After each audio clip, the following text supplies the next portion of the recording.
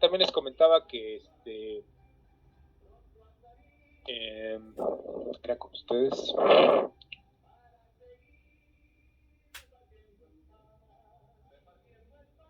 Que alguien por ahí se quedó sin luz. Comentaba que estábamos en la parte de los conceptos más importantes, ¿no? Entonces, esta era importante que lo viera. Pero bueno, ya lo... Esta me parece que ya la habíamos dado, pero pues no está de más volver a repasarla. Sabemos que en la programación orientada a objetos, pues se dan clases que son las plantillas básicas para crear un objeto, ¿no? Pues como los planos de la casa, sabemos que poseen una colección de atributos. Habíamos quedado que los atributos eran lo que nosotros conocíamos como variables, ¿no? O datos. Y que los métodos eran funciones o eran algo que hacía una cosa, ¿no? O sea, que englobábamos en un bloque de función, que así se le llama. Más adelante, me parece que ya lo vimos. Vimos una función rápida arriba en la presentación. Es una sección de código que realiza algo, ¿no?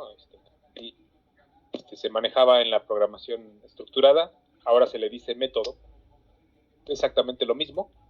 Entonces, esta clase pues tiene atributos y métodos. Y como recordábamos el diagrama del carrito, uno de los carritos, pues ambos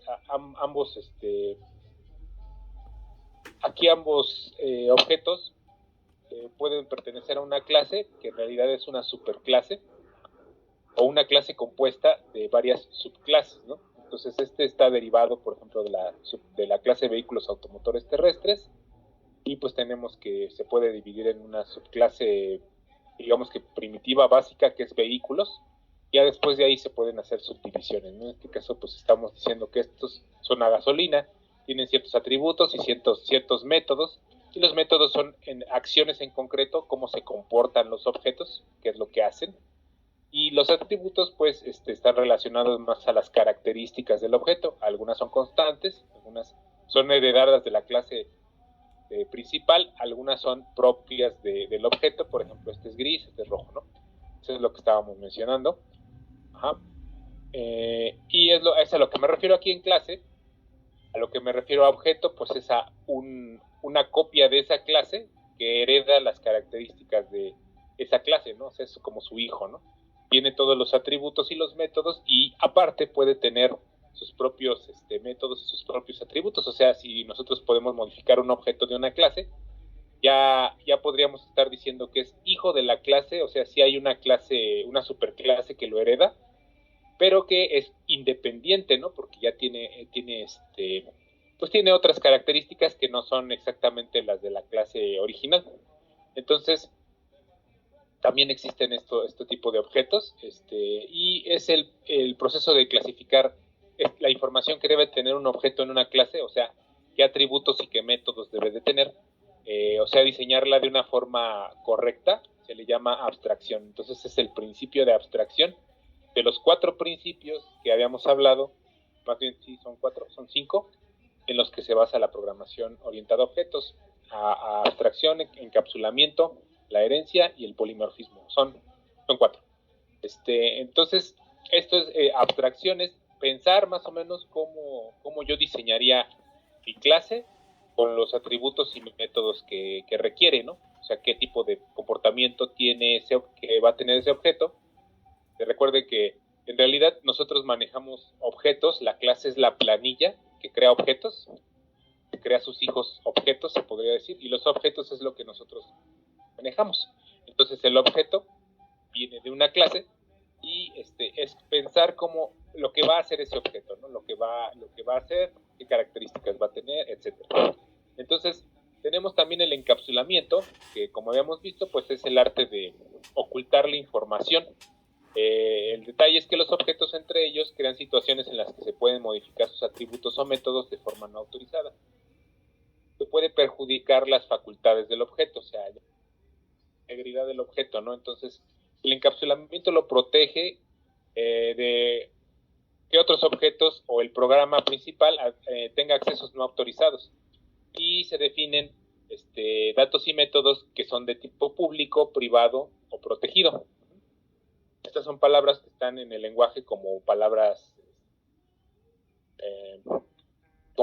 reservadas del lenguaje C++, nada más que en inglés, ¿no? Public, private, protected. Son 3 palabras que vamos a estar usando para poder hacer este encapsulamiento. También están los espacios de nombres, que ya en algún momento vimos el acercamiento por un código que vimos en el programa. Bueno, que hicimos el programita chiquito que para probar el Code Lite. Tuvimos acercamiento a un espacio de nombres, que es otra forma de realizar encapsulamientos.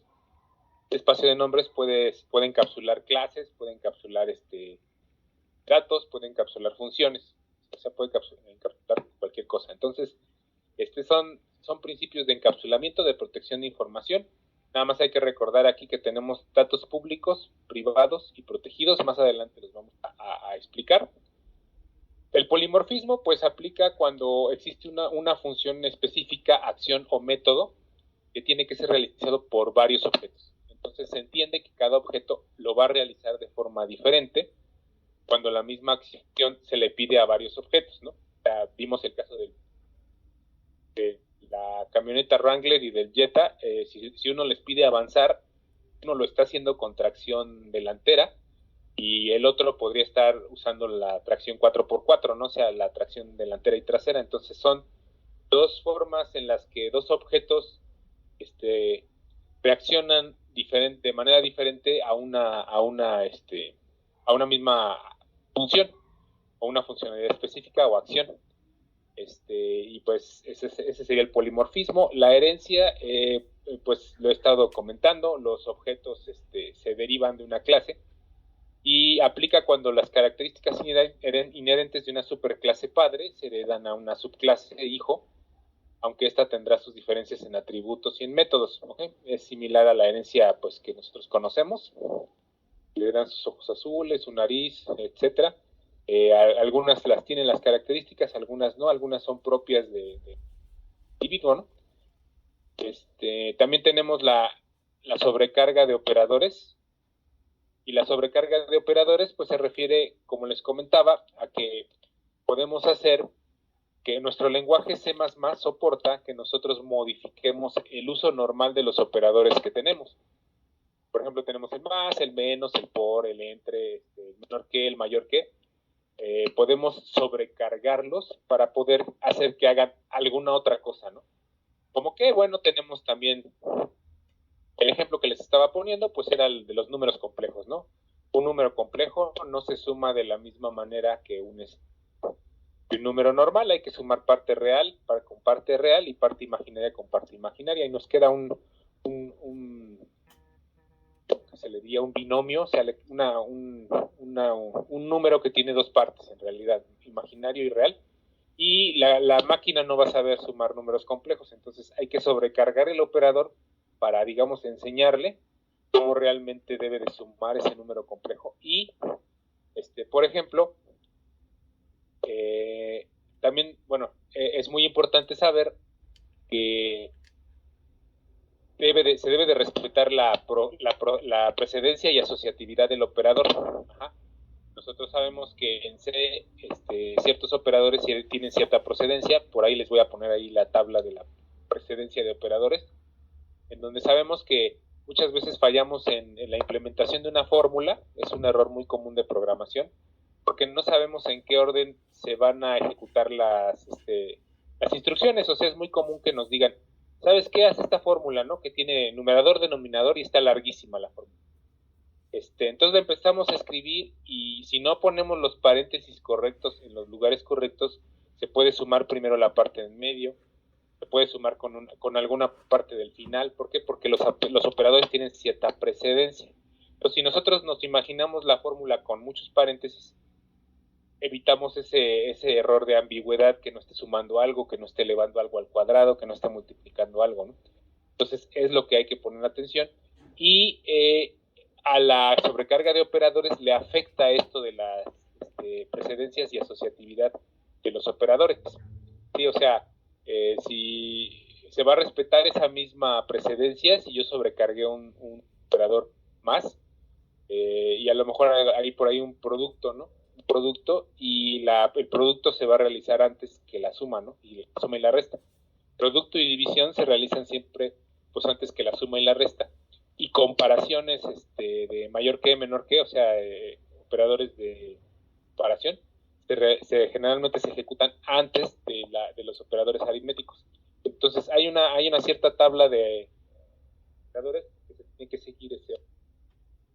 Entonces, esta hay que tener siempre presente que cuando sobrecarguemos un operador, pues va a tener esa desventaja, que va a tener que seguir las mismas reglas de precedencia y asociatividad que tenía el lenguaje C. La otra, pues, es la sobrecarga de funciones, que es que los lenguajes de programación orientada a objetos están permitidos nombrar de la misma manera una función o método, siempre y cuando se le envíen argumentos de diferentes tipos o en diferente cantidad. A esto se le llama semántica diferente. ¿Qué quiere decir? Bueno, tengo un área de un círculo, ¿no? Pero entonces mi función se llama área círculo y recibe dos números enteros y regresa un número entero. Quiere decir que esa función solo opera con enteros. Yo puedo tener otra función que se llame área círculo, que va a tener otro tipo tiene que tener otro tipo de parámetros a los que se le van a pasar la función. Por ejemplo, habíamos dicho que el radio, ¿no? Por ejemplo. Entonces, yo tengo una función que está definida con puros enteros y tengo otra función que se llama exactamente igual, que está definida con números de punto flotante. Entonces, las dos funciones en sí, pues no son iguales, tienen una semántica diferente, regresan diferentes tipos, y la programación orientada a objetos sí me tolera que esas funciones estén en el mismo programa. En C me parece que no estaba tolerado, y esto es adecuado, por ejemplo, para identificar una funcionalidad al 100% con cierto nombre, aunque se le asocien comportamientos diferentes. ¿Qué quiere decir esto? Bueno, que el acto de imprimir siempre lleve la palabra imprimir, ¿no? O sea, que todas mis funciones que imprimen lleven la palabra imprimir. Puedo ya tener diferentes funciones que imprimen a lo mejor diferentes tipos de variables, pero tienen argumentos diferentes, tienen semánticas diferentes, y entonces no hay ningún problema. El compilador sabe exactamente cuándo me refiero a una y cuándo me refiero a otra. Por ejemplo, una función que se llama imprimir que reciba caracteres, a lo mejor, y una función que se llama imprimir que reciba números. Entonces, como hay una semántica diferente entre ambas, pues no hay ningún problema y se puede sobrecargar la función. ¿Okay? Bueno, eso es sobre la sobrecarga, los conceptos de la terminología de programación orientada a objetos. ¿Cuáles son las ventajas? Bueno, las claras ventajas de la programación orientada a objetos, pues son que se tienen estas, ¿no? Lo que se fomentó cuando se desarrolló este esquema es que se pudo reutilizar y extender el código. Antes el código, como les decía, era muy, muy rígido, y si se incluía alguna modificación al código o a lo que fuera, pues era complejo, ¿no? O sea, no se podía hacer fácilmente. Esta es una de las ventajas que nos fomenta la reutilización del código. Otra de ellas sería que se pueden crear sistemas más complejos. ¿Qué quiere decir? Bueno, en mis dispositivos lógicos programables, en mis AVRs, en mis Arduinos, en mis dispositivos programables chiquitos, los que se programan con programación estructurada, se hacen programas simples que solucionan algún problema local, ¿no? Una suma de variables, realizan una función, un algoritmo que resuelve algo, a lo mejor para un problema de comunicación entre dispositivos, a ese nivel se programa, ¿no? No se requiere que hagan cosas más grandes, ¿no? No sé, no estás programando un sistema operativo, por ejemplo. Entonces, la programación orientada a objetos nos permite crear sistemas más complejos, como sistemas operativos, con juegos, esos juegos en línea que tienen muchísimas opciones. Es más fácil visualizarlos en este paradigma, así se le llama, paradigma de programación orientada a objetos. Hay otros paradigmas, cabe mencionar. Hay uno que se llama programación orientada a eventos. Esa programación se refiere a que más bien depende de para lo que uno lo vaya a usar, ¿no? La programación orientada a objetos es de propósito general, puede ser usada para programar desde de un Arduino, que pues no sería óptimo porque ocuparía bastante más espacio del que el Arduino pues puede tener en cuanto a memoria y todo eso y recursos. Pero por ejemplo, podría programar un Arduino, podría programar un dispositivo de comunicación, podría programar cualquier cosa. Pero hay lenguajes que están hechos para cierta cuestión. Más adelante en lenguajes de programación orientada a objetos voy a mencionarles a qué me refiero, pero por ejemplo hay lenguajes que solamente sirven para programar dispositivos de transmisión y recepción de información. Entonces esos dispositivos lo único que hacen es estar al tanto de una transmisión o de una recepción. Ajá. Y es idóneo que se programen con lenguajes que sean de ese tipo, o sea, que les permitan ese tipo de interacciones. Los orientados a eventos, por ejemplo, están esperando un evento, o sea, un objeto realmente es una acción, un evento. Y entonces, por eso estas aplicaciones de transmisión y recepción, pues se programarían más fácilmente, no en C, no en C++, sino en un lenguaje orientado a eventos. Entonces, pero se pueden programar en programación estructurada y se pueden programar en programación orientada a objetos. Digo, no es lo óptimo, pero sí hay diferentes, quiero que entiendan que hay diferentes paradigmas de programación. Este es uno. Ajá. Bueno, otra de las ventajas es que relaciona el sistema con el mundo real, que quiere decir, como les comentaba en una lámina anterior,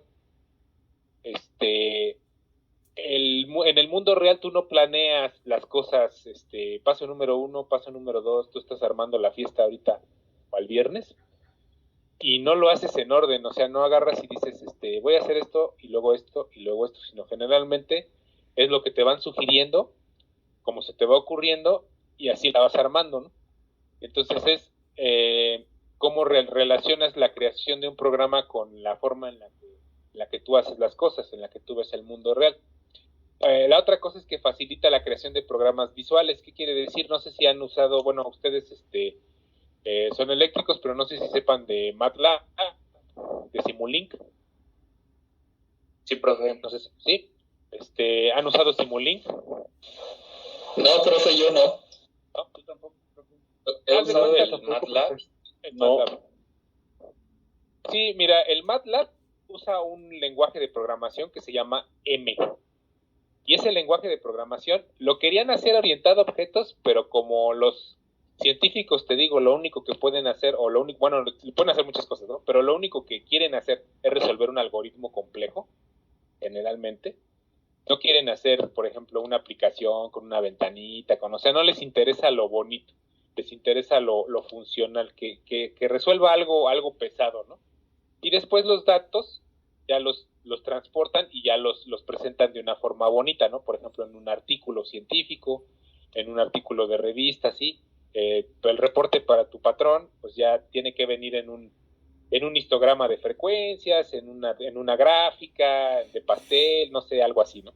Es lo que va a querer ver el patrón, ¿no? Pero en procesos a veces era complicado, o sea, realmente tú veías un código enorme y era complicado ver las partes, ¿no? Por ejemplo, les ponía el ejemplo a los de control, ¿no? El control PID es un control que la señal original de tu sistema pasa por 3 procesos.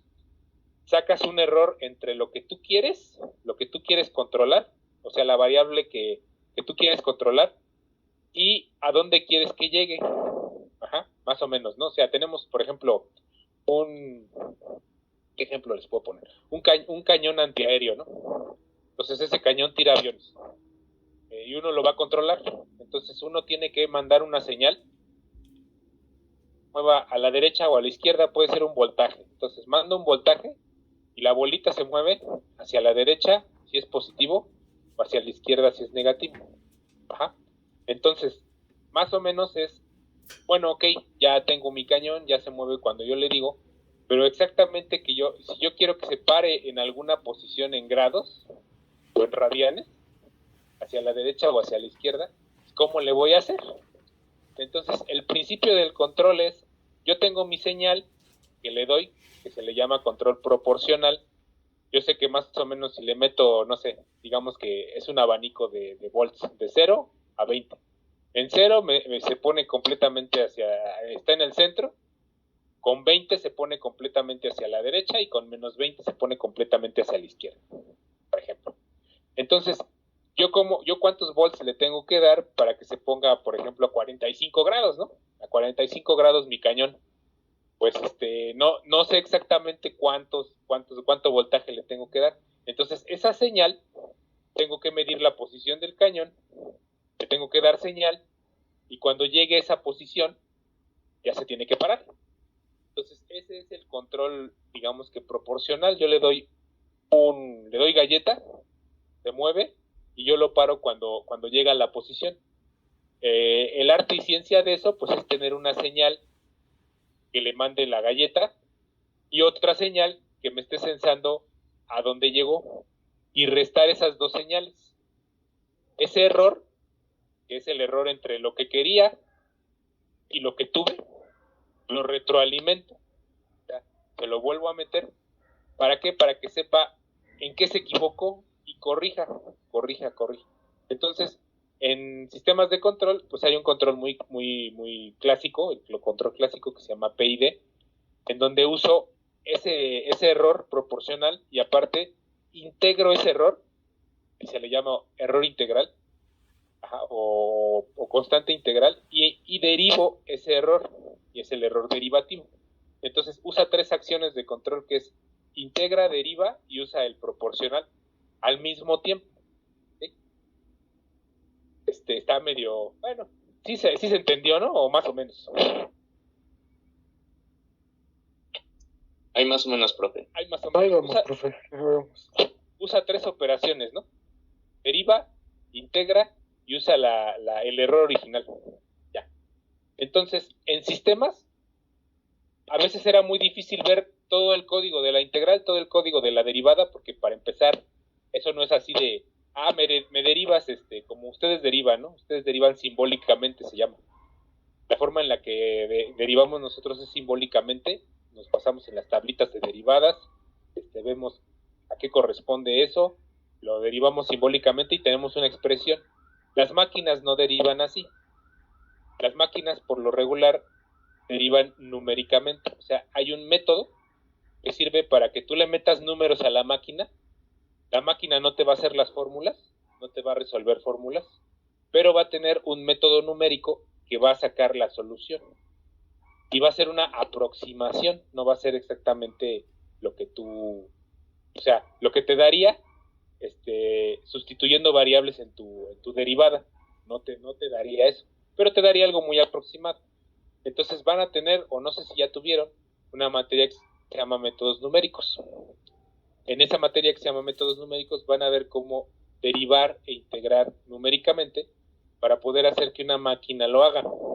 Pero bueno, la maravilla de los programas visuales es que no sé si alguno de ustedes haya visto Simulink de MATLAB. Simulink de MATLAB es un agregado en MATLAB que lo que hace es darte herramientas visuales de tu sistema al que tú quieras. Puede ser un sistema eléctrico, un sistema de control, un sistema físico, ¿no? Puede ser, por ejemplo, mecánico. Entonces, con simbolitos, les sugiero que se metan a la página de MATLAB Simulink, porque en algún momento se los van a hacer usar, eso es ahora sí que inevitable. Porque es la forma más fácil, ¿no? Aprender con simbolitos, ¿no? Y entonces uno va a ver, por ejemplo, transformadores, va a ver elementos eléctricos, los va a interconectar.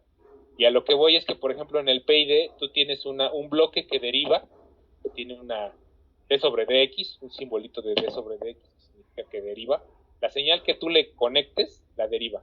Y la señal que tú conectes, agarras otro bloquecito que se llama integrador, que tiene un integral, un símbolo de un integral, y ya nada más conectas y te saca la integral de esa señal. Entonces es muy fácil crear un sistema, un control, por ejemplo, PID, y sistemas más complejos, teniendo un diagrama de flujo de ese tipo, ¿no? O sea, ya no tienes que ver el mendigo código de 400 líneas, donde en cierta parte hace la acción proporcional, en cierta parte hace la acción integral, sino que ya ves tú los bloquecitos y bien fácil, ¿no? Pues le quito este bloquecito y le pongo este. Esos son los programas visuales. Como ingenieros eléctricos les sugiero que le echen un ojo a Simulink, porque para simular sistemas físicos es muy bueno. Sí, Simulink de MATLAB, pues, casi siempre vienen juntos. Otro es el de National Instruments, que se llama LabVIEW, Laboratorio de Visión, LabVIEW. También es un programa que tú le metes cajitas, le quitas cajitas y y está padre, ¿no? O sea, ya no haces esa programación que tendrías que hacer, por ejemplo, aquí, ¿no? Que es a mano, escribiendo y todo. ¿Cuál es la desventaja o me van a decir, bueno, pues mejor hay que usar esos, ¿no? Lo único malo es que no todas las compañías, o todos los lugares a donde van a llegar a trabajar, algunas son pues empresas particulares, algunas empresas van empezando, no tienen para las licencias de esas aplicaciones, ¿no? Y tampoco las pueden usar piratas, porque los meten al bote. Entonces, a usted, ingeniero, pues le va a tocar programar si entró una empresa de varo, pues va a tener su MATLAB o su LabVIEW y a lo mejor hace programas con cajitas y va a ser mucho más sencillo, ¿no? Definitivamente. Pero a lo mejor usted, ingeniero, le piden que haga una solución pues, sencilla, modesta, en una empresa que apenas va empezando, o a lo mejor su empresa, ¿no? Entonces, pues no se va a arriesgar a instalar una de estas aplicaciones sin pagar licencia, y a lo mejor la puede hacer usted en C++, la puede programar usted, entonces pues no hay ningún problema, ¿no? Pero sí, los programas visuales surgieron a partir de este tipo de programación orientada a objetos. De otra forma hubiera sido muy complicado hacer ese tipo de programas, y pues ya se pueden estructurar cosas más grandes, ¿no? Como sistemas operativos, ese tipo de cosas. Entonces, otro es para la construcción de prototipos, pues viene de la mano con lo que acabo de decir. Se puede, como el lenguaje es reutilizable, pues está como en bloques, ¿no? Es como un Lego. Entonces, yo tengo mis Legos y empiezo a construir, ¿no? Construyo prototipos de las clases, de reciclar mis clases que me sirvieron en alguna ocasión. Ajá. Esto, nos vamos al siguiente punto, esto agiliza el desarrollo de software. Esto hace que haya equipos de trabajo que puedan trabajar en una sola parte del software. Antes tenían que ponerse de acuerdo, o tenía que estar integrado el ambiente de trabajo, porque como se hacía línea por línea de arriba para abajo, pues se tenían que poner de acuerdo todos los software y todos tenían que ver lo mismo y estar al tanto de todo lo mismo. Ahora, cada ingeniero, cada sección de departamento de software puede concentrarse en un objetivo. Eso facilita el trabajo en equipo y también facilita el mantenimiento del software. Entonces, este tipo de programación proporciona conceptos y herramientas con las cuales se modela y representa el mundo real tan fielmente como sea posible. O sea, lo normal es que nosotros veamos las cosas como objetos, ¿no? Tenemos una pluma, tenemos un lápiz, tenemos una computadora y sabemos que tienen características y que hacen algo. Es una forma más natural de programar. Ajá. Bueno, entonces, pues estas son otras ventajas. Tenemos, no sé si pedirle a algún compañero que me ayude a leer, no sé si está disponible. Ian Axel está por ahí.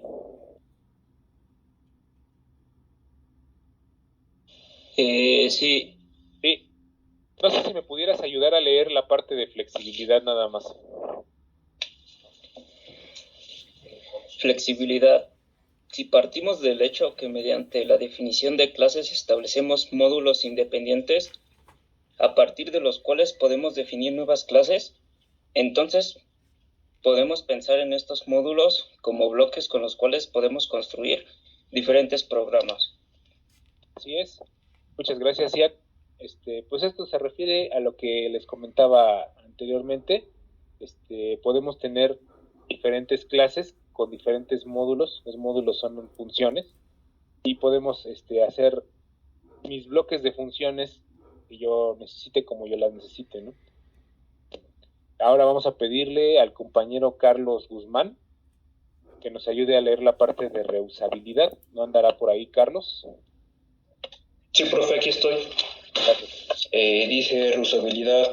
Una vez que hemos definido a la entidad persona para utilizarla en una aplicación de negocios, por mencionar un ejemplo, y deseamos construir a continuación una aplicación, digamos de deportes, en donde requerimos definir a la misma entidad persona, no es deseable volver a escribir la definición para la entidad persona.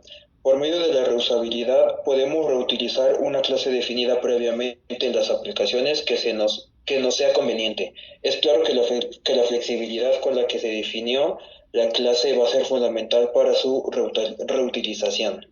Okay. Aquí aplica el concepto que les manejé ayer de los personajes de juegos de rol, ¿no? O sea, yo puedo diseñar un personaje de juego de rol y basarme en ese mismo esquema del personaje para no tener que volver a construir y a programar otro personaje. O sea, simplemente tomo mis planos, mi clase de ese personaje que lo define y puedo hacerle las modificaciones que yo quiera y crear un nuevo código a partir de ¿no? Bueno, ahora vamos a pedirle al compañero Joel Canseco que nos ayude a leer la parte de mantenibilidad. Sí, profe. Mantenibilidad. Las clases que conforman una aplicación, vistas como módulos independientes entre sí, son fáciles de mantener sin afectar a los demás componentes de la aplicación. Ok, y en esto, pues, gracias Joel, en esto podemos anexarle la parte de encapsulamiento, ¿no? Aquí está la parte en la que no afectamos a los demás componentes de la aplicación. ¿Por qué? Porque tenemos módulos independientes que no hay conflictos de compatibilidad o de que algo se repita o de que algo se reuse de una mala forma, ¿no? Sino que cada objeto conserva su integridad por medio de este encapsulamiento de información. Y ya finalmente, pues vamos a pedirle a Daniel Hernández si nos puede ayudar a leer la extensibilidad, por favor. Extensibilidad. Gracias a su modularidad y a la herencia, una aplicación diseñada bajo el paradigma de la orientación a objetos puede ser fácilmente extensible para cubrir las necesidades de crecimiento de la aplicación. Ok, muchas gracias, Daniel. Como les comentaba en el ejemplo de la tienda, por ejemplo, que tiene ciertos materiales y ciertos tipos de códigos, era muy difícil cambiar ese tipo de esquema, ¿no? Ahora con la modularidad y la herencia, en este diseño orientado a objetos, podemos hacer que nuestra aplicación de tienda, por ejemplo, tenga nuevas funcionalidades o cubra diferentes materiales, ¿no? Y ya no estresarnos con que, pues no se va a poder modificar una vez creada, ¿no? Si alguno de ustedes está en la posición posteriormente, ¿no? De que les pidan hacer un software, es complejo porque el usuario se lo imagina de una manera y tú te lo imaginas de otra. Entonces, tú obviamente como programador te lo vas a imaginar de la forma, o sea, vas a tratar de programarlo de la forma que te sea más fácil. Pero el usuario va a querer que tú te imagines lo que él se está imaginando y va a querer que hagas cosas que en realidad no te pidió. O sea, es complicado y por eso esa es la parte más complicada del software, que el usuario te describa exactamente qué es lo que quiere. Ajá. Para que tú trates de descifrar cómo lo vas a hacer o cómo lo vas a implementar. Y eso no se podía hacer con estructurada, porque una vez que se creaba el hardware, pues era otra vez pasar el software, era pasar otra vez a un proceso de revisión muy extenso para poderlo modificar. Y ahora es más sencillo, ¿no? Es simplemente a esto se refiere que puedes extender un programa para que haga más cosas, ¿no? Bueno, esta última parte, pues nada más es para que ustedes sepan o tengan el conocimiento de que existen más lenguajes orientados a objetos, que existen otros paradigmas que no necesariamente son orientados a objetos o que se relacionan, pero que no son exactamente orientados a objetos.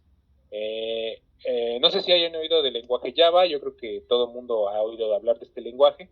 Es el lenguaje con el que todos los programadores se quieren certificar. Es un lenguaje multipropósito interpretado, pero bueno, ya es la desventaja que yo le veo.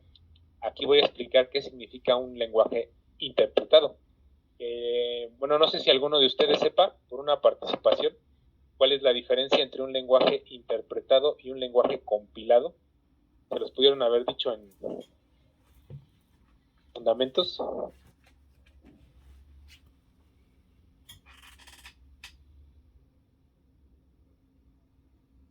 Bueno. No, profe, yo no sé. ¿Alguno que sepa? ¿No? No. No, profe. Bueno, viene de la mano de por qué hay gente que sigue usando C++. Que siguen usando C.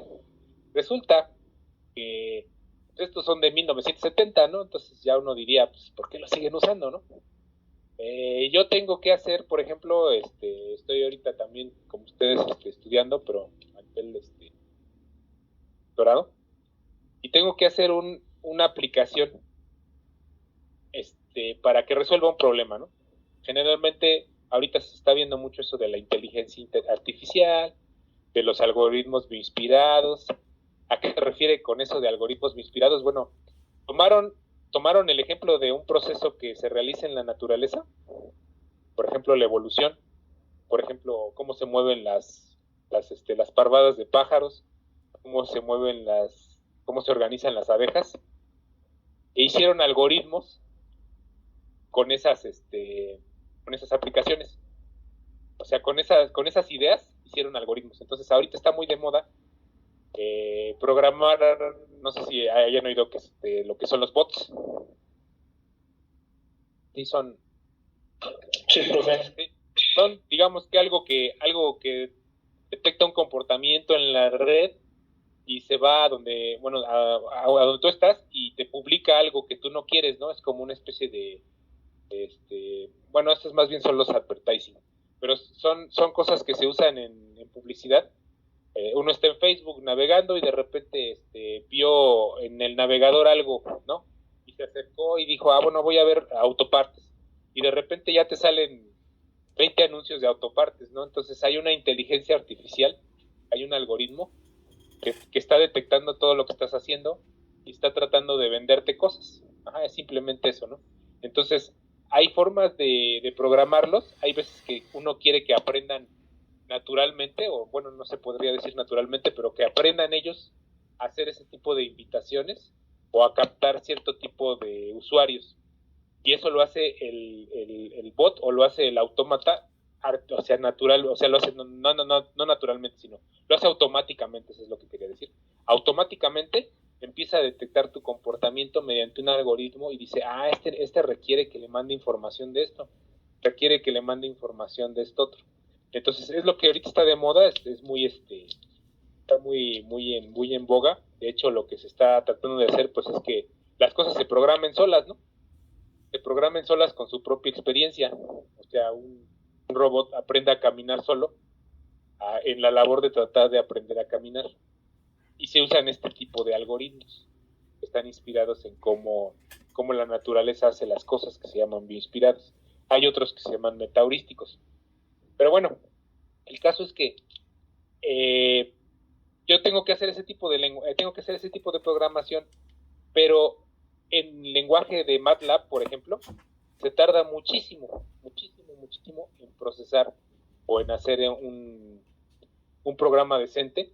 Se tarda mucho en hacer ese tipo de programas, en correrlos. O sea, uno puede estar ahí esperando 10 minutos, 20 minutos a que te dé una respuesta, porque usa muchísimos recursos.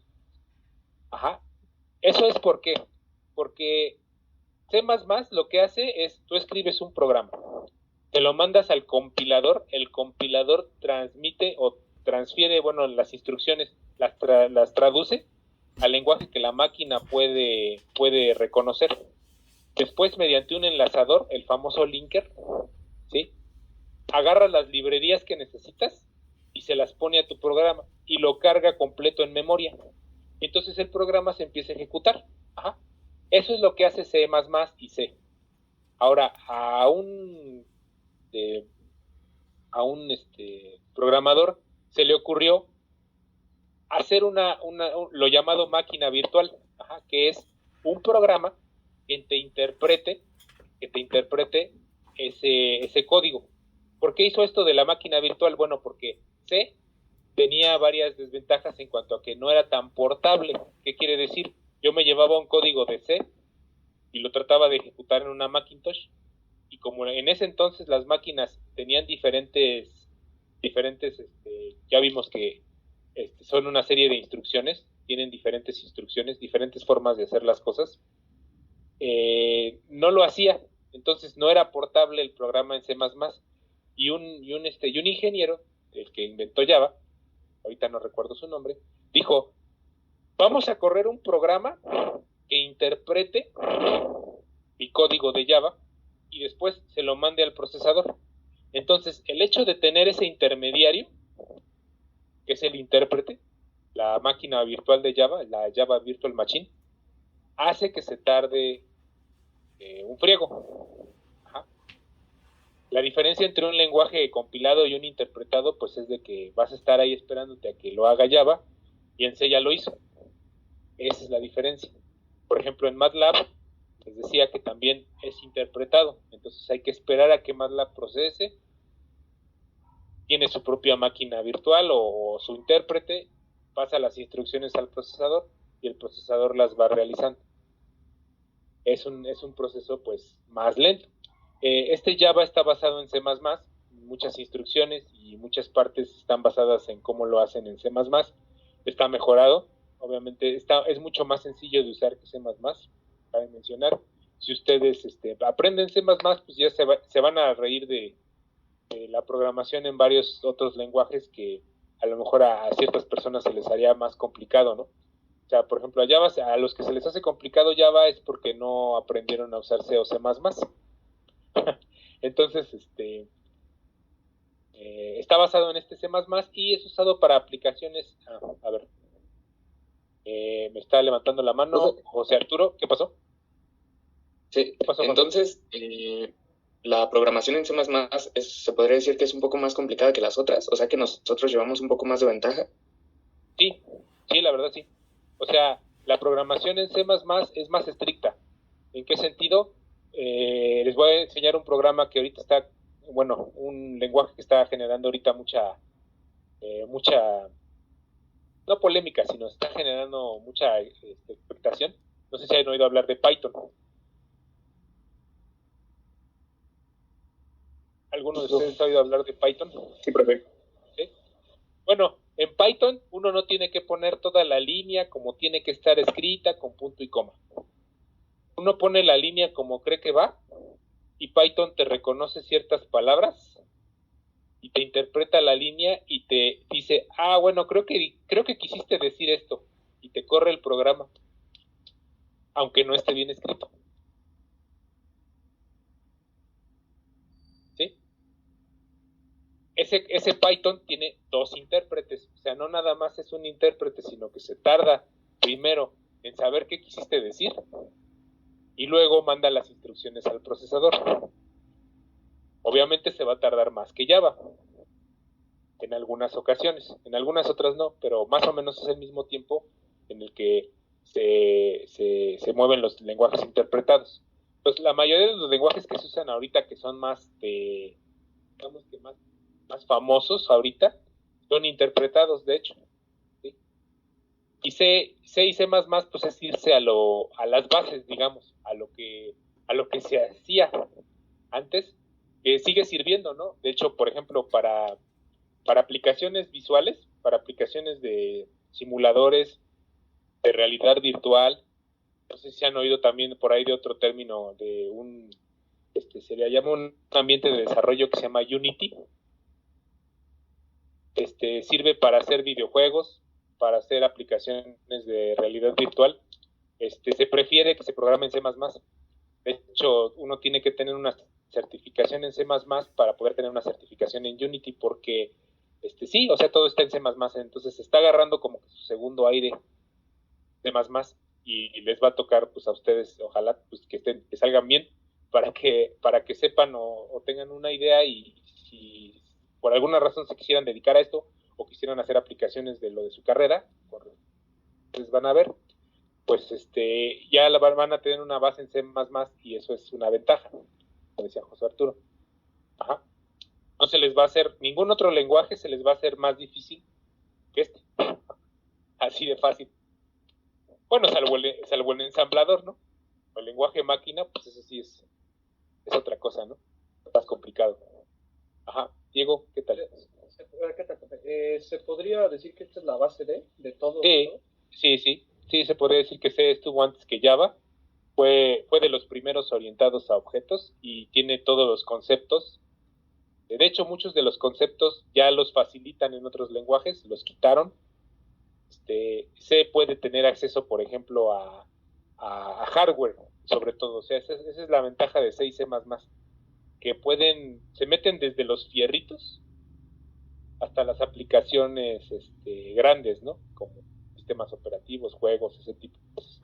Por ejemplo, Xerox, los drivers de Xerox, de las impresoras, los drivers de Epson, los drivers de las lavadoras, de los aparatos de electrodomésticos, por ejemplo, de los, no sé, refrigeradores inteligentes, de lo que se les ocurra. El Internet de las cosas, no sé si han oído hablar de Internet de las cosas. ¿O a qué se refiere eso? ¿No? Internet de las cosas es que yo conecto mi refri a internet, está conectado a la red, y cuando me acabo cierta cosa del refri, por ejemplo, la leche, siempre va en un lugar. Entonces el refri detecta que no hay leche, se conecta a internet. Bueno, estamos hablando de el futuro y estamos hablando de países de primer mundo, ¿no? Entonces se conecta a internet y le pide la leche a Walmart porque tú ya no tienes leche. Entonces de repente a un alemán le tocan la puerta y le dicen, ¿sabe que aquí está su leche? Y él nunca la pidió. ¿Sí? El refrigerador se encargó de pedir. Así de loco se oye y así de loco está funcionando. Y ese es Internet de las cosas. Las cosas están conectadas a internet, realizan sus funciones y se complementan con aplicaciones de la red.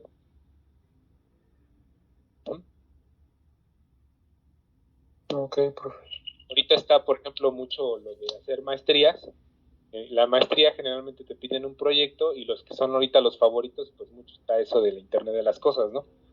Porque interaccionas hardware con software para que hagan algo automáticamente, ¿no? Que no le dicen al usuario. Por ejemplo, un carro, ¿no? Te da la dirección automáticamente de a dónde vas a ir, o tiene alguna falla y te manda con un mecánico, ¿no? En la pantalla ahí sale de infoentretenimiento, sale ahí dirección del mecánico tal, ¿no? O te falta gasolina y te manda la dirección de la gasolinería más cercana, ¿no? Ese tipo de aplicaciones son las de Internet de las cosas. Pero bueno, seguimos en JavaScript, ¿no? Bueno, ok, seguimos aquí, ¿no? Java se creó cuando se creó el Internet, eso es muy importante de tener en cuenta. Entonces está usado para aplicaciones en red y cliente-servidor. Se crearon estas dos palabritas que se llaman applets de Java y servlets de Java, que requieren que instales una parte del programa que se llama plugin. ¿Eso qué quiere decir? Bueno, el plugin de Java es, yo tengo una página de internet, y se acuerdan que muchas veces, yo creo que ya ahorita ya está en desuso porque Google ya es más inteligente el navegador, y ya el navegador te instala los plugins que sean necesarios para ver cierto contenido. Pero antes te decía, instala el plugin de no sé qué para que puedas ver este contenido, y entonces tenías que descargar el plugin. Ajá. Lo que te permitían estos applets y servlets es, en una página de internet, meter un programita, una aplicación que se programaba en Java. De esta idea como no fue suficiente, los applets y los servlets, de esta idea nació JavaScript.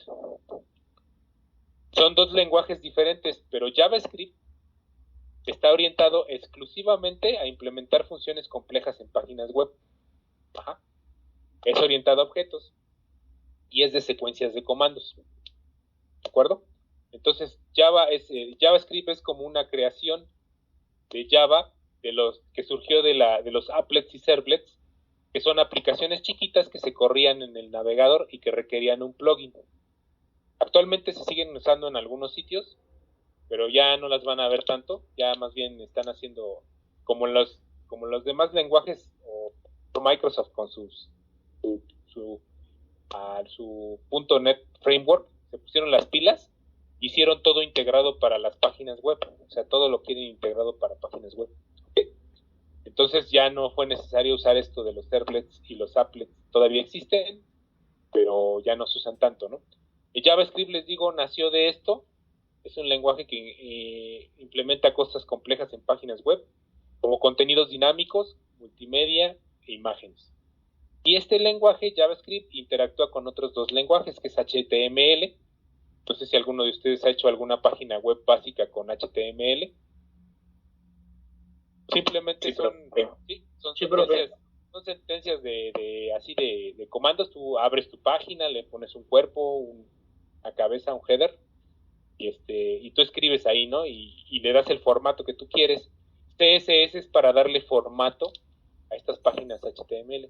Hizo un poco más fácil el darle formato a estas páginas. Entonces, si quieren meter a esto de tener su propia página web, que en algún momento puede ser, o sea, la verdad, uno nunca está, aunque puedes decir, yo soy eléctrico, ¿no?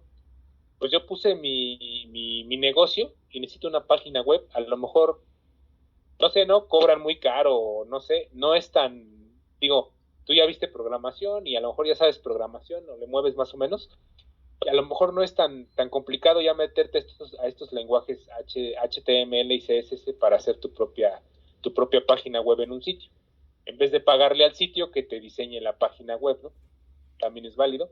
Pero entonces estos tres interactúan con tus páginas web y este lenguaje JavaScript también es interpretado, quiere decir que no se pasa a la máquina directamente para que se traduzca, sino que se pasa a una máquina virtual, como Java, que ya después ya ejecuta las instrucciones y es más lento, requiere de máquinas más pesadas. El que les estaba comentando, Python es un lenguaje multipropósito, es interpretado, también no es compilado, es interpretado, y se define como multiparadigma, quiere decir que puedes escribir en estilo estructurado, líneas de arriba abajo, puedes escribir orientado a objetos, puedes escribir, me parece que orientado a eventos, y hay otro que se llama orientado a procedimientos también, es Python. Comprueba errores sobre la marcha, esto es lo famoso de Python, porque escribes mal y él te corrige los errores. Ha crecido rápidamente por su código limpio, o sea, su código es más sencillo, su sintaxis es más sencilla, es parecida a la de Visual Basic. O sea, yo le doy imprimir, espacio, y pongo la línea, ¿no? O sea, aquí no hay puntos y comas, no hay paréntesis, no hay así, pero a veces no son tan estables los programas, ese es el detalle. Si nosotros le sacrificamos sintaxis, vamos a hacer que un programa no sea tan estable, porque se quiebre, se cierre o haga otra cosa que no tenía que hacer. Entonces ha crecido por eso, por el código sencillo y porque tiene una comunidad muy grande de desarrolladores. A final de cuentas, a los científicos no les ha importado tanto, pues ellos no son programadores, entonces no les interesa tanto una sintaxis rígida, así que puedan hacer aplicaciones enormes. Les interesa solucionar un problema pequeño, ¿no? Bueno, no pequeño, pero un problema muy complejo, pero con una aplicación que sea lo más sencilla de usar. Entonces, ha crecido mucho SciPython, es un ambiente científico de este lenguaje. Otro que se llama Jupyter, que también hagan de cuenta que yo abro mi página de Jupyter, y es ya el compilador, ya no tuve que instalar un compilador y tuve que hacer todo eso, sino que nada más empiezo a a escribir código ahí y me lo empieza a compilar y me empieza a sacar resultados, ¿no? Eso es para un programa rápido que necesiten hacer una prueba rápida de un algoritmo. Está, por ejemplo, Jupyter y lo tienen que escribir en el lenguaje Python. ¿Ok? También está visualbasic.net. Yo creo que sí hemos oído hablar de este. De hecho, este .NET se refiere a un ambiente de trabajo llamado .NET Framework que inventó Microsoft. ¿Qué es esto del .NET Framework? Bueno, nosotros tenemos pues nuestras funciones de cabecera, ¿no? Digamos, de nuestro programa en C o en C++, que llaman a funciones de entrada y salida de teclado, funciones matemáticas, ese tipo de cosas, ¿no? Microsoft hizo sus super clases, digamos, sus super bibliotecas, y las llamó Microsoft Foundation Classes. Entonces, esa biblioteca de funciones, muchísimas funciones, las integró en un ambiente que se llama plataforma.net Framework. Y muchas aplicaciones que ven en Windows usan esta plataforma.net Framework. Quiere decir que necesitan de esas funciones especiales de Microsoft, de la Microsoft Foundation Classes, para poder hacer sus programas, para poder correrlos. ¿Ok? Entonces, por ejemplo, muchos de esos programas de rol, precisamente League of Legends, ese tipo de cosas, para que funcionen perfectamente sobre Windows, o sean son programas de PC, a veces hacen uso de las Microsoft Foundation Classes y le tienen que pasar una feria. A Microsoft hacen uso del framework.net, ¿sí? Y programan en este tipo de lenguajes visuales.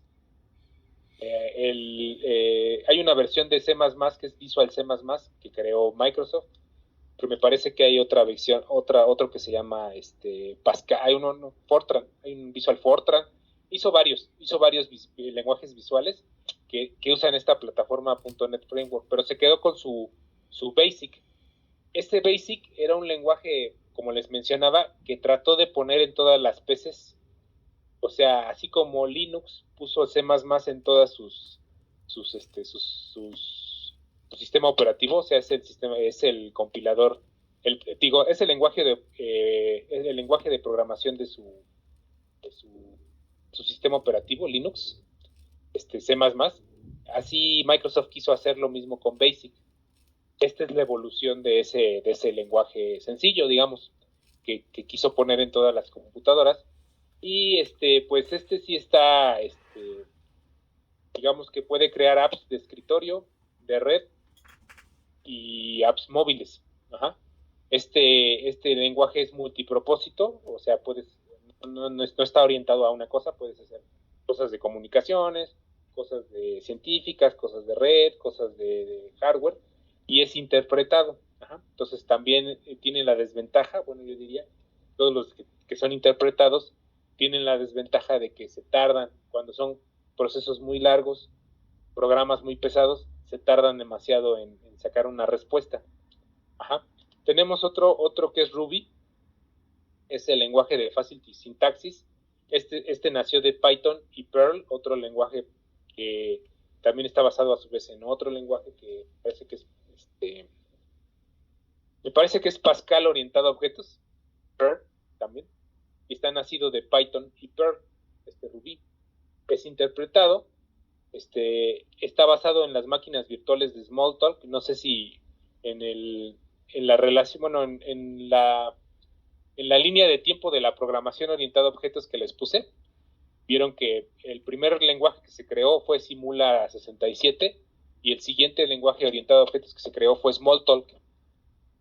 Smalltalk ya manejaba esto de este concepto de las máquinas virtuales para poder correr su programa. Tenía una máquina virtual que se podía instalar en cualquier computadora para poder hacer portable el programa, ¿no?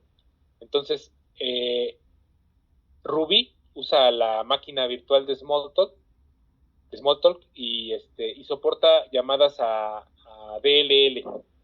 ¿Qué son estas DLL? Los archivos que necesita generalmente los controladores de los dispositivos. Yo instalé una tarjeta de video, necesito el controlador que haga o sea, que haga el software, que tenga el software de mi tarjeta de video, y generalmente están en este tipo de archivos, que es archivos DLL. Ajá. Entonces, ahorita está también de moda Ruby, porque tiene esa particularidad, que en los otros lenguajes también los puedes implementar, pero que ya los tiene, digamos que integrados, este tipo de llamadas, ¿no? Dice aquí que los archivos los DLL son archivos de carga dinámica que se cargan bajo petición del sistema operativo. O sea, necesito la calculadora, ¿no? Y hay un DLL de la calculadora y necesito el software de la impresora de tal cosa. Hay un DLL del software de la impresora. Entonces, ese tipo de cosas, ¿no? Llamadas que hacen al sistema operativo. ¿Okay? Ya los últimos que les voy a mencionar, que también son importantes, también es de rápido crecimiento y reciente, que se llama Scala. Ajá, es un lenguaje orientado a objetos puro. No tiene parte, digamos que no hay o sea, no es estructurado, o sea, no se puede poner así en líneas de código una tras otra. Puedes empezar desde el principio, o sea, empezar en el final, empezar a escribir el final, terminar al principio, no sé, es completamente orientado a objetos.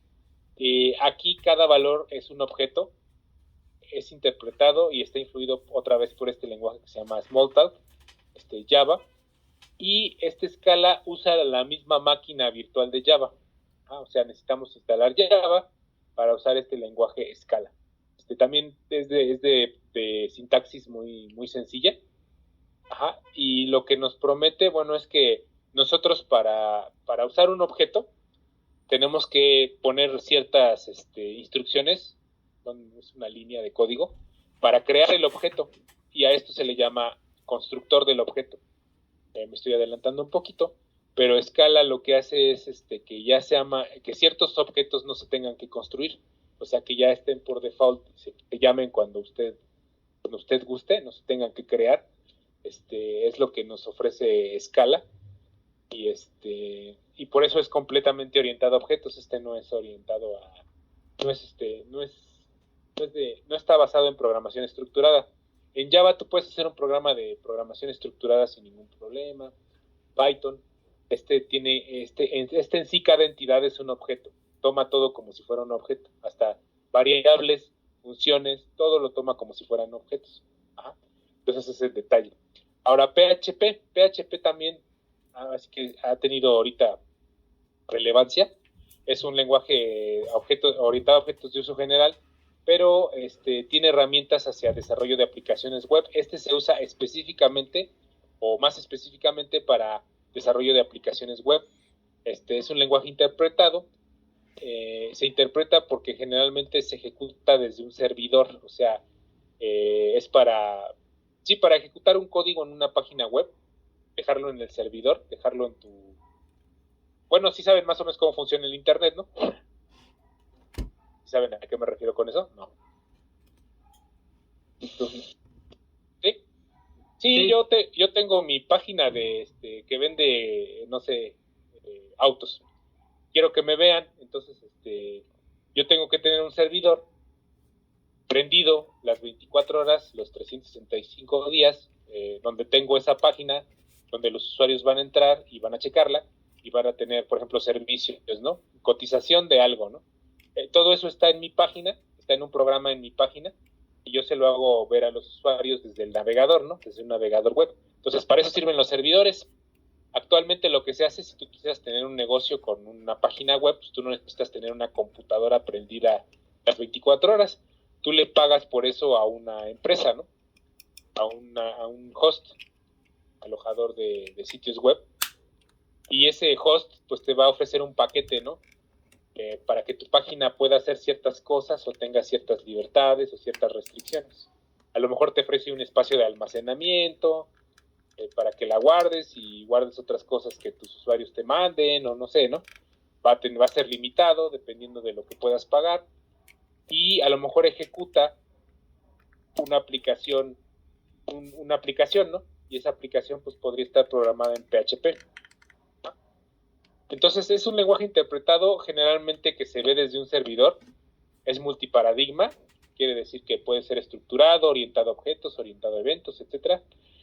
Pero es usado para la programación orientada a eventos y procedimientos. Ajá. Orientada a eventos es que está esperando que cierto evento ocurra y eso en sí es un objeto. Pues es como un lenguaje que está a la espera de que el cliente haga algo. Y orientado a procedimientos, pues es lo mismo que dividir el programa en pequeñas funciones o hacerlo modular. ¿De acuerdo? Bueno, me parece que ya debe de ser todo. Bueno, este es el bonus. Bueno. Ok, aquí tenemos el bonus, que son las palabras reservadas en C++. Estas luego se las voy a pasar por ahí en una hojita. Pero, por ejemplo, aquí podemos ver algunas, ¿no? Que yo les mencionaba. Acuérdense que hace encapsulamiento había objetos privados, más bien, atributos y métodos privados, protegidos y públicos. ¿No? Y algunas que ustedes ya conocen, ¿no? Por ejemplo, pues ustedes ya conocen el else, el goto, el for, el float, y otros conocen el switch, el while, el do while, Case y break, case, char. Aquí están las palabras que son reservadas para tipos de Profe, datos. ¿Qué pasó? Y el get, G-E-T-C-H. Get es una función. Profesor, ¿Qué pasó? ese era el que daba una pausa o algo así, no recuerdo cuál era la función que nos daba como una pausa o un momento de lo que... El getchar. Ese sí. El getchar. También hay un getch. Y están en una biblioteca específica de C. Bueno, pero esas son funciones. O sea, por ejemplo, ese getch es como un print, como un scanf. Esas están en una biblioteca de funciones. Esto es propio del lenguaje. O sea, estas palabras las reconoce como propias del lenguaje y tú no puedes usarlas para definir alguna variable o para definir alguna función.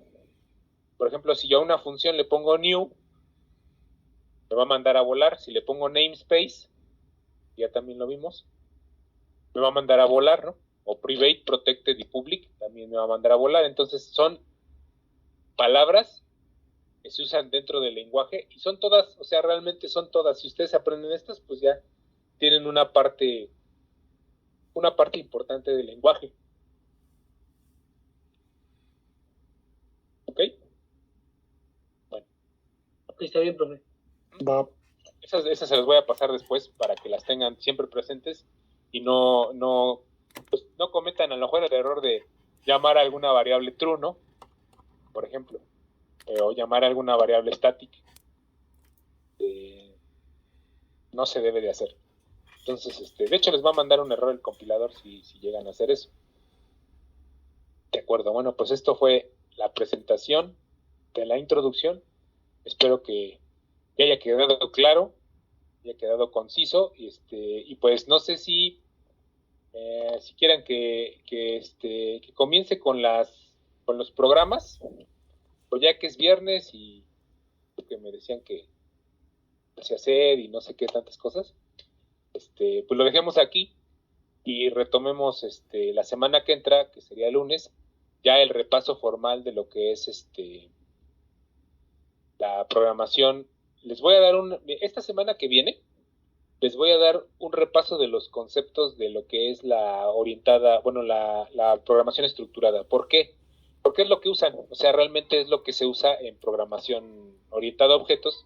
Ya nada más le agregamos todos estos conceptos y cómo se programan, y ya. O sea, realmente hacemos una fusión entre lo estructurado y lo orientado a objetos, porque realmente sí la base fuerte de la programación en C++ es la programación en C.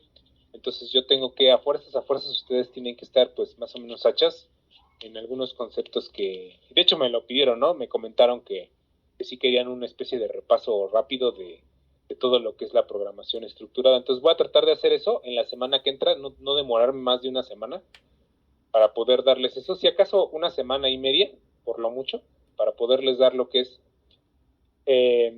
aritmética de punteros. No sé si lo deba de dar, porque sí ya sería meterme un poquito en cosas más complicadas, pero sí, bueno, vamos a tratar de dar punteros, bien, que lo entiendan bien el concepto, a lo mejor no la aritmética como tal, pero sí los conceptos de punteros, los conceptos de estructuras, que serían los temas más avanzados de la programación estructurada. Lo demás nos podemos ver bien rápido, o sea, realmente no es nada más cosas de que se acuerden, porque pues ya la han usado, y dejamos algunas pequeñas tareas de esto, y ya tendríamos los elementos de las bases de la programación orientada a objetos, y ya después ya de esa semana y media, ya tendríamos los elementos para poder irnos sobre clases, objetos, heredar, hacer encapsulamientos, y varios ejemplos para que ustedes se queden con ese material, ¿no? O sea, siempre presente. Entonces así le haríamos. Ahorita de momento pues yo creo que lo dejamos aquí, como ven, o quieren que me siga. Bueno, a petición general, le continuamos el lunes, vemos este repaso toda la semana de la programación estructurada, y pues ahora sí, los que tenían problemas, que me comentaron que tenían problemas con sus máquinas, pues traten de que les presten alguna o algo así para que pues estén siguiendo la clase lo más que se pueda. Yo sugiero que si pudieran, a lo mejor están en la máquina mientras el celular está en la conferencia, y ustedes están en la máquina, ¿no? Por ejemplo, me están oyendo y están haciendo las cosas que yo estoy haciendo. De todos modos, pues podrían estar viendo lo que estoy haciendo sin máquina, tomando notas o haciendo algunas anotaciones. A mí lo que me gusta hacer es comentar mi código. Entonces, la mayoría de los ejemplos, salvo los que involucren, que hayan puesto atención y que vayan a hacer una tarea, se los voy a proporcionar, y ustedes ya le pueden poner el comentario que ustedes quieran para que estudien del código, ¿no? Se podría decir directamente. ¿Ok? Okay, Bueno, o sea, aquí lo dejamos ahorita, compañeros. Ya la próxima ya vamos a lo del repaso de la estructura. No todos tienen el correo institucional. Ya muchos me los pasaron. A veces ya esos que me lo pasaron, pues ya van a poder anexarse por la aplicación de Teams, ¿no? Y van a tener todas las ventajas que nos da la aplicación ya cuando son cuentas de ese tipo. Me parece que no sé si se puede grabar, o por ahí me decían que había otras opciones de reunión. Cuando no tenemos invitados, sí se pueden usar. De hecho, a ver, déjenme ver si parto. No sé si están viendo mi pantalla ¿qué están viendo? ¿Mi pantalla de Teams? No, la pantalla de inicio. O un carro. Están viendo un carro. Un carro. Un carro que no tengo. Pero que quiero, pero que no tengo. Aquí, por ejemplo, en los 3 puntitos, y sí es cierto, ¿no? En otras reuniones donde todos estamos en cuenta institucional, nos da la opción de opciones de reunión, nos da la opción de grabar, por ejemplo. Aquí no la tengo, o sea, aquí no hay ese chance. Puede uno, por ejemplo, incluir sonido, ceder control. Bueno, esto nos permite hacer en un ambiente donde hay invitados. Si todos fuéramos propios, pues creo que sí se podría. Entonces, es lo que me estaban comentando, y otras cositas que no se pueden hacer. Entonces, pues sí, ahora sí que la invitación a que todos tengamos nuestra cuenta lo más pronto posible, y pues ya yo les cambiaré el correo a los que ya me la mandaron para ya contactarlos por esa cuenta. Por ahí también me comentaron que las de alumno guinda no hacen completamente la integración, o sea que también tienen algún por ahí y alguna bronquilla por ahí y no hacen la integración con la de Teams. Entonces, pues yo creo que a esas cuentas pues les voy a tener que seguir mandando la liga. Ya se van a seguir conectando aquí por la liga. ¿Ok? ¿Contestada la pregunta? Sí, profesor. Ok. Bueno, pues nos estaremos viendo el lunes, compañeros. Ahora sí digo que la clase ha terminado. Y gracias por su participación y su asistencia. Muchas gracias, profe. Igualmente. De acuerdo, profe, gracias.